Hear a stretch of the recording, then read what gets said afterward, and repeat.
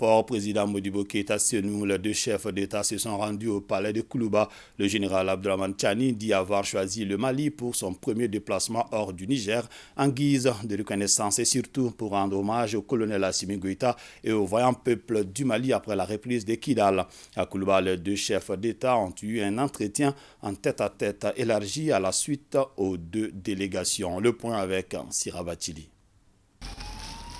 La détermination de trois chefs d'État pour la cause du Sahel, une vision sécuritaire bien définie dans une trajectoire bien tracée.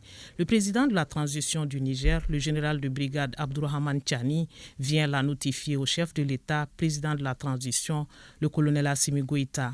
Concrétisation du partenariat, une première pour le président Tchani depuis qu'il tient les rênes du Niger.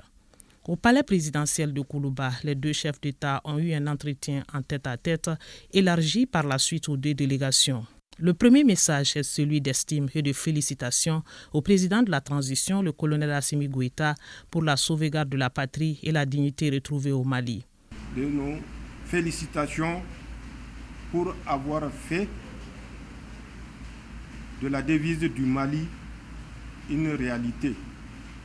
Un peuple, un but, une foi. Vous comprendrez de quoi je parle. C'est une occasion pour commencer la pacification du Sahel de façon générale. Le Niger est reconnaissant envers le Mali pour le soutien au moment de grande pression sur le pays. Le Mali, première nation, a manifesté sa solidarité en cas d'atteinte à l'intégrité territoriale du Niger. Nos remerciements à son Excellence le président de la transition et au vaillant peuple malien. Nous nous rappelons que le Mali avait déjà le 31 juillet, à travers une déclaration, marqué son désaccord face à toute agression contre la République sœur du Niger. Pour cela, nous ne pouvons que être reconnaissants et signifier de vive voix nos remerciements au président de la transition, son Excellence Assimi Goïta, et au vaillant peuple malien qui a fait preuve de résilience. Par rapport à l'embargo, nous allons solliciter une fois de plus le soutien, même si nous savons qu'il est déjà acquis. Mais nous voulons le renouveler de vive voix, le soutien du Mali, du Burkina et des autres pays pour que cet embargo soit levé. Le message est clair, les États du Sahel ne céderont pas à la pression internationale, mieux ils restent soudés pour faire face au terrorisme.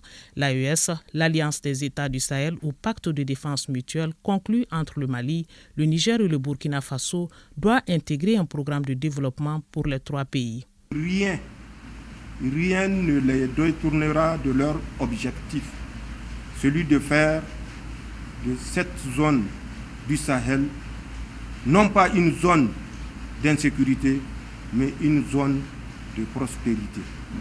Et cet objectif, nous l'atteindrons, Inch'Allah, avec le concours du peuple à travers la direction éclairée de certains dirigeants, dont notamment mon frère et ami Assimi Goïta.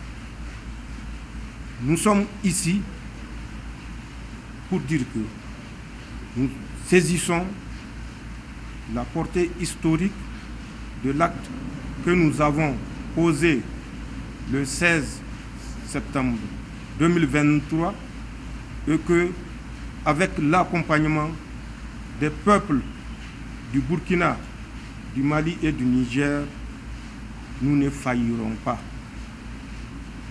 Nous ne reculerons devant aucune menace pour que le peuple qui a placé sa confiance en nous portant le soutien dont nous avons besoin, je disais, pour que nous fassions de ce rêve que ce peuple caressait et caresse soit une réalité absolue.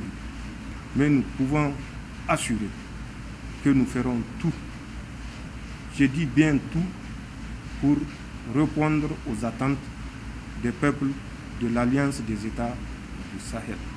Monsieur le Président, qu'est-ce qu'on peut retenir comme grande action aujourd'hui, comme grande décision de Bamako?